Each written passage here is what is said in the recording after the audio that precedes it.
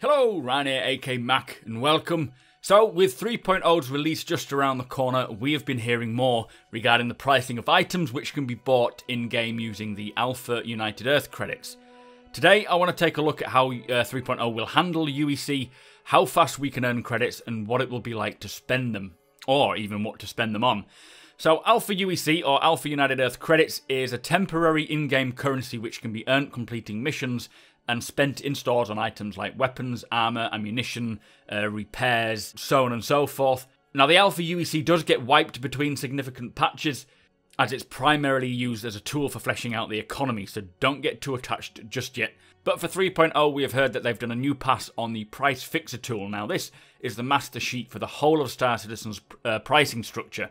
They say there's more assets come online for 3.0, and it says that we have all the new ships, the new items, and new armor suits, plus all the other FPS goodies, and they're making sure that they all fall within the pricing balance of the game. So this will allow them to predict more accurately where the base prices of items should sit, meaning that 3.0's pricing structure will be very accurate to the final pricing of the finished game. It doesn't mean that, things won't change down the line. Obviously, balancing will still happen before, after, during 3.0. But it does mean that 3.0's pricing will be very close to the final game. Something else that I want to point out is that they mentioned ships, so like the ability to purchase ships. Now, this doesn't mean that we will have the ability to purchase ships within 3.0, but we could do. It could just mean that they've added ships to the pricing structure rather than we're going to be able to do this. We will have to wait and see. Nothing has been mentioned on the schedule report, so I'm going to say no, we can't purchase ships, but fingers crossed that we can. Anyway, when it comes to earning and grinding for credits, what would be the average income of a player or a job within the verse?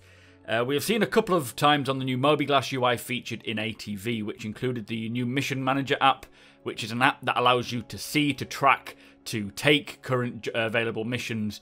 Each mission had its UEC reward, or its Alpha UEC reward, next to it, so let's take a deeper look. So, the mission list was work in progress escort ship, deploy data beacon, collection from selling, investigate missing ship, which is the Conlo, PI wanted, and collection from Dayman. Now, these are all 1,000 United Earth credits and basically consist of either going somewhere and picking an item up, so on and so forth. We also had data deploy beacon at 1,500, and at 2,500 we had the ICC with Tessa that we already have, and black box signal, which I assume would be going on a planet to check for a black box, or even in space. But it would appear that the majority of missions pay an average of about 1,000 United Earth credits. Now this, I expect, is the total price you can earn after completing that mission in 3.0. Beyond 3.0, I would hope that as you play through some of the missions, there will be other opportunities to find other ways of making extra credits. So, for example, if you're retrieving a package from Covalex, there could be other cargo there for you to take and then sell on. Or if you're responding to a black box signal, or even exploring a derelict, you could quite possibly come across components or, again, cargo that you can take and then sell once you get back to the port. 1,000 at UEC doesn't seem like a lot, which is good in a way because you need to grind to earn the cash, but it's quite concerning when it comes to things like multi-crewing. Now, if you were to take a job to investigate the missing ship, for example, and you stumbled across it planetside with pirates swarming around it, then 1,000 United Earth credits would seem like such a high risk to finish the job. You wouldn't have enough cash to hire other people, as the job just doesn't pay enough. Now, does this mean that the pricing will represent the level of danger of the job? What would be interesting is if it plays out sort of as followed. So if you find the ship, then you earn 1,000 credits. But then if you're asked to take more control over the ship again, you would have an additional payout for obviously risking your life. So a higher premium, which would allow you to hire friends. Whether or not other friends would earn the same amount if they did the job with you, I don't know. It'd be a bit awful if you were to take the job on and then 3 other friends would join you and earn nothing. We know that missions, though, are not going to be intended as just as simple as go here, get this, return, and done. They will eventually tail off into multiple strands leading to new and wonderful things. Whether that's going to be in 3.0, I don't know. We'll have to wait and see with that.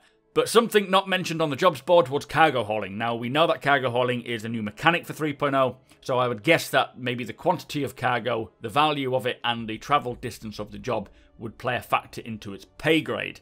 This is something that I am truly, truly interested in finding out more about. If we know more about it, let me know, but I don't think much has been mentioned about it in recent times. So, when it comes to spending your hard-earned cash, what will there be available? Now, 3.0 will feature a whole host of new items to buy. The weapons we currently use in Star Marine and the PU have been updated along with the addition of the Bearing P8 AR, the Bearing P8 SC, and the Apocalypse Arms Scourge Railgun. There will be more armour to choose from as well as some new undersuits. I think the new sets of armour is the sort of new set of Marine and Outlaw armours, as well as the Exploration suit, plus the revamped old armours, the Legacy armours that we already have. It also appears that armour splits into parts, so we could see in the shop during the demo they showed Heavy Outlaw with leg armour being 4,800. Now we know the whole of the outfit for the heavy armour is about 20,000 United Earth credits, so maybe you can buy the legs, the suit separately, the arms. Clothing, of course, will be a thing. T-shirts range from about 300 UEC upwards. Jackets, again, about 1850 to 2150. Not sure if they've created more varieties of clothing. I would assume so, because it doesn't take up too much time. But something that does interest me was the new shop featured at Grim Hex, which is a ship's part trader. Now you can see on the wall items like jump drives, coolers, even what appears to be a 350R Takietsu model. Whether or not we can buy little models to decorate our ships and so forth, I don't know about that. But components look like you'll be able to buy them, so I would assume the Port Olisar Dumpers depot will be open as well. These are the sort of ship's parts traders that will likely be a place to buy and sell components that you find, or, you know. So I guess if you find a derelict ship, or you cause a derelict, you will be able to salvage the components and parts from it and hopefully sell them on 3.0. I wouldn't see why not. But we don't know the pricing of these components. When it comes to purchasing, we are going to be spending a lot of time shopping, customizing, and becoming attached to our characters, to our items, and also our ships. Something that we don't really feel at the moment, I think. You know, you do feel slightly attached, but they don't feel too personal.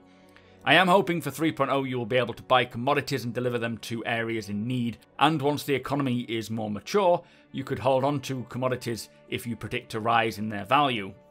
Now when it comes to real players, if you come across other players or other groups of players and you manage to kill them, whether on foot or disabling their ships in space, you will have plenty of things that you can loot from their inventory, like weapons, armour, and even their ships. It has not been said yet, and I don't know whether we can sell weapons, armors, ships, and so forth that we do salvage. Their components, I would assume we can do, but the same will go for NPCs. If you manage to disable their ships, or eventually when AI is on planet side, you can kill them and take all their loot. Plus, if you're on a mission, salvaging everything you find will, earn a lot more for you. Anyway, 3.0 will bring in a more fleshed out economy with more available in the line of earning credits and spending credits. It still won't be anywhere near finished, but it's going to give us and CIG a good insight into how this whole thing works and how they can improve it. We as players will have a lot of fun earning credits, completing the missions, finding items to sell, as well as choosing items to bling our characters. Personally, I feel this will help us get way more attached to our characters and every item and weapon and ship that we own. I really cannot wait to see how it feels. Let me know what you're excited for. What is the first thing you're going to buy? Don't forget, throughout July, courtesy of my patrons who donate money every month to help me grow the channel, we're giving away a Star Citizen starter package. All you have to do is be a subscriber to the channel and comment on any video throughout July to stand a chance. Don't forget to follow me here on YouTube, follow me on Twitch, follow me on Instagram and Twitter, and I shall see you next time.